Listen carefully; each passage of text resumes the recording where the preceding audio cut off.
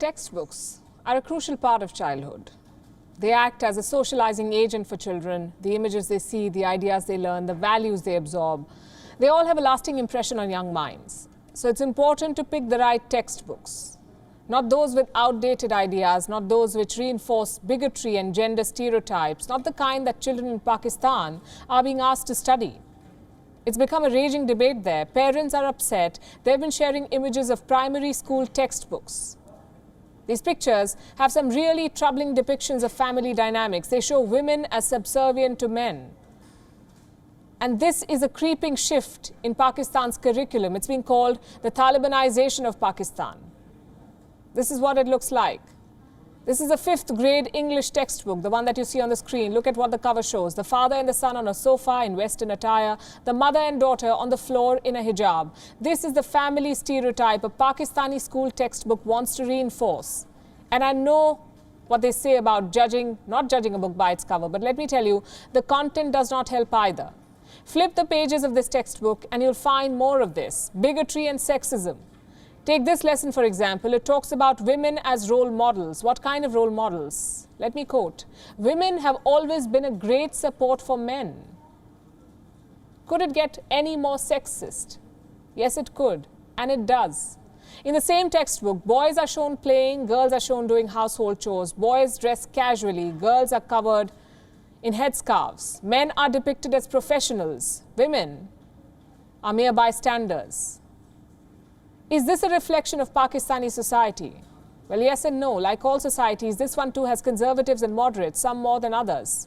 But this textbook promotes the conservative conduct as the ideal one, and that's where the problem lies. How many children will it reach? 19 million.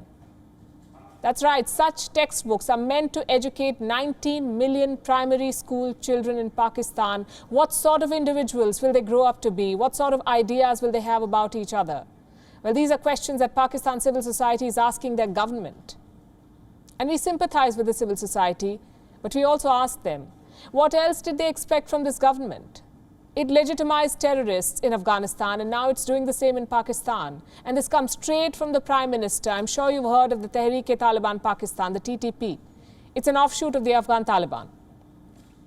The TTP is best known for the 2014 Peshawar school massacre, the one in which 132 school children were killed. It was horrible. It was carried out by the TTP. 6 TTP terrorists killed 132 innocent school children. Do you know what Prime Minister Imran Khan plans to do with these butchers? Pardon them. Imran Khan says that if TTP terrorists surrender, they will be forgiven. In a recent interview to Turkish mouthpiece TRT, Imran Khan said, and I quote, the government would forgive TTP members and they would become normal citizens if they lay down arms.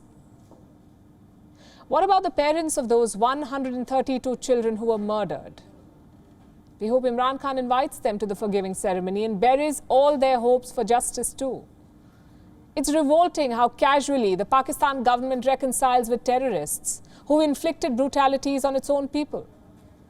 And as Imran Khan indulges in these outrageous acts of forgiveness, next door in Afghanistan, his friends are making some explosive moves, and I mean some literally explosive moves, like the creation of an exclusive battalion of suicide bombers. The Taliban launched one on Sunday. They've named it Lashkar-e-Mansoori, a force that would only conduct suicide attacks. Why? Because why not? There's no dearth of men willing to sacrifice their lives for the Taliban, so they've launched an entire unit of terrorists ready to blow up.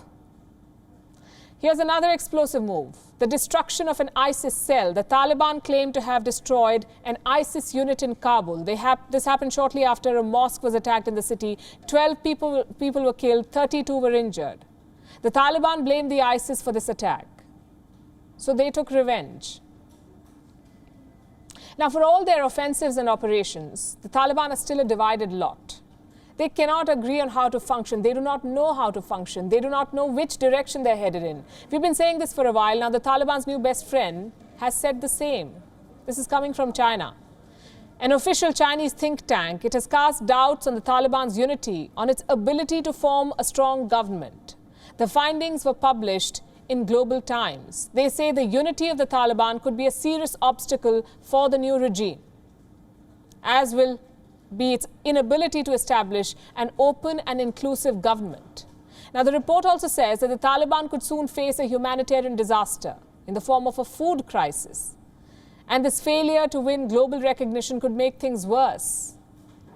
Well, for once, you have to agree with the Chinese. The Taliban are not a monolith. They're made up of different factions that quite often fight for control, and these factions are further made up of different tribes that fight together as a Taliban, but they disagree on almost everything: the hierarchy, key appointments, governance, allocation of resources, autonomy of individual commanders, territorial control, practically everything.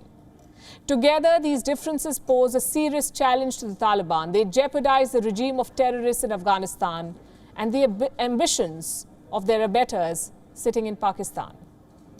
WION is now available in your country. Download the app now and get all the news on the move.